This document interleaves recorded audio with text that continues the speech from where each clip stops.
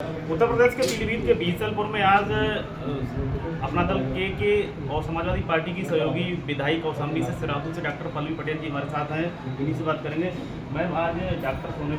सोनेलाल पटेल जी की जयंती है, जिस तरह से भाजपा भी मना रही है, आप लोग भी बढ़ करके हिस्सा ले रहे हैं, क्या 2024 का संदेश देने का मकसद है क्या? देखिए, डॉक्टर सोनेलाल पटेल इस देश की राजनीति में कमेरावाद को जन्म देने वाले और उन्होंने साफ साफ कहा है कि जब तक इस देश का श्रम करने वाला हर जाति और हर वर्ग से करके श्रम करने वाला व्यक्ति का उद्धार नहीं होगा, उसके चेहरे पर मुस्कुराहट नहीं होगी, ये देश दोबारा समृद्ध बन नहीं सकता। उसी विचारधारा के जनक डॉक्टर सोनेलाल पटेल जी की जयंती आज हम मनाने के लिए बीसलपुर आए हुए हैं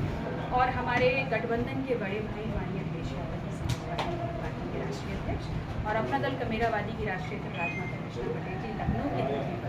बड़े धूमधाम से डॉक्टर सोनेलाल पटेल जी की जयंती समारोह मना रहे हैं। ऐसे में ये कहना बहुत महत्वपूर्ण होगा कि इसके साथ साथ एनडीए के घटक दल, एनडीए के साथ गृह मंत्री माननीय अमित शाह जी के साथ लखनऊ की धरती पर भी डॉक्टर सोनेलाल पटेल जी की जयंती मना रहे हैं। तो अगर मुझे मौका मिला है तो मैं आपके माध्यम से जरूर कहना चाहूँगी कि अगर गृह मंत्री इस कार्यक्रम में आए, डॉक्टर सोनेलाल पटेल जी के नाम पर 2014 से 2023 लगभग 9 साल से वोट बटोरने का काम कर रहे हैं, तो आज इस बात का जवाब जरूर देके जाएंगे कि उनकी निगाह में दलित और पिछड़े शोषितों के लिए क्या रोड मैप है कि इस भारत देश में उनका उत्थान हो पाए। वो आए हैं उस मंच पे डॉक्टर सोनेलाल पटेल जी की जयंती मनाने, तो वहाँ इस बात का जवाब देके जाएँ कि डॉक्टर सोनेलाल पटेल जी की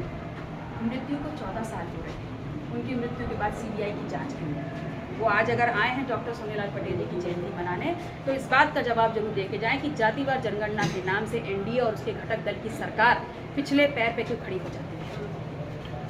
जिस तरह से लगातार आप लोग जातिगत जनगणना की मांग कर रहे हैं, 2024 का चुनाव है, तो क्या लगता है कि जो जातिगत जनगणना का मुद्दा है वो 24 में आपकी तरफ से हावी रहेगा और लगातार उसकी मांग की जाएगी? देखिए, 2024 में हावी रहेगा नहीं, वो तो मुद्दा अभी से हावी है, वो अभी से हावी है। इसलिए भारतीय जनता पार्टी से जब ये सवाल सदन में या सड़क पे किया जाता है तो उनके मुंह पे टेप लग जाता है और वो इसलिए नहीं चाहते क्योंकि उनको पता है कि अगर जातिवार जनगणना हो गई तो साधन संपन्न जिन कुर्सियों पे वो लोग बैठे हैं जिनको नहीं बैठना चाहिए था, उनको अपनी कुर्सियाँ हल्की हुई दिखा रही है। इसलिए पूरा भारतीय जनता पार्टी की जो सरकार है वो इस मुद्दे पर बैकफुट पे आ जाती है।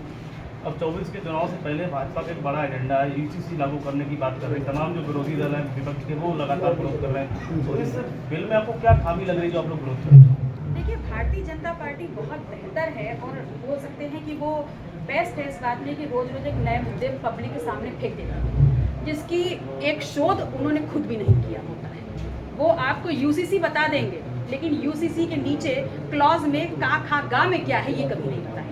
जैसे नोटबंदी बता दी, लेकिन नोटबंदी के बाद कितने सड़क पे मरेंगे और एक बार में आप कितने रुपए निकाल पाएंगे, एक बार में कितने जमा कर पाएंगे, ये आपको नहीं पता। उन्होंने आपके सामने एक पर्दा ये खींच दिया, एक रूपरेखा ये खींच दी कि सिर्फ जो बड़े बड़े मछलियाँ हैं उनका पैसा बाहर निकल के आएगा, लेकिन जो लाइनों में खड़े होकर मरा है वो इस देश का आम जन है। वैसा ही जैसे GST की बात कह दी, लेकिन GST में ये नहीं बताया कि आपको क्या क्या करना है, उसमें किस किस प्रकार की पेनल्टी लगेगी और जो व्यापारी वर्ग है वो कितना परेशान है। तो ऐसे ही तमाम मुद्दे हैं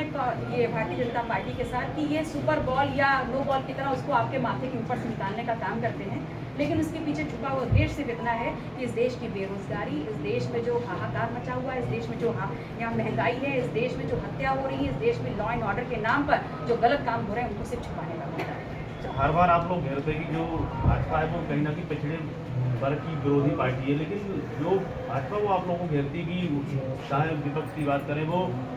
पिछड़े के नाम पर सिर्फ राजनीति करते हैं, भाजपा लगातार उन पर काम कर रही है क्योंकि जो मुख्यमंत्री वो भी पिछड़े वर्ग से आते हैं, तो आप लोग ऐसे कैसे कर सकते हैं कि भाजपा विरोधी तौर पर? देखिए, चलिए आपने कहा तो मैं मान लेती हूँ कि भारतीय जनता पार्टी पिछड़ों के लिए काम करती है, तो आज मौका है जवाब दे देना कि जातिवार जनगणना कब करा रहे हैं। सिर्फ एक छोटा सा सवाल पूछ रही हूँ, जवाब दे दें। नहीं, उससे पहले का मुद्दा है जातिवार जनगणना, पिछले 1 साल से चल रहा है, तो 1 साल पुराने मुद्दे को छोड़ करके नया मुद्दा क्यों लेके आ रहे हैं? पहले उसका जवाब तो दें। सरकार में बैठे हैं ना आप, केंद्र में भी हैं, प्रदेश में भी हैं, तो उससे भाग क्यों रहे? पहले वो पूरा कर दीजिए, उसके बाद UCC पर चर्चा शुरू कर दें। 24 में क्या तैयारी है बताइए, विपक्ष की 24 में तैयारी क्या है? बहुत बुरी तरह घेरेंगे। वो लोग तो 9 साल की उपलब्धियाँ गिना रहे हैं। हमारे पास उपलब्धि 25 साल के कार्यकाल की है, सड़कों पर संघर्ष कर रहे हैं। देखिए, ये डॉक्टर पल्लवी पटेल जी का साफ तौर से कहना तमाम सवालों का विभागीय से जवाब दिया और 2024 के चुनाव में भाजपा को घेरने का भी प्लान तैयार किया गया है। हरिपाल सिंह, भारत समाचार, पीलीभीत।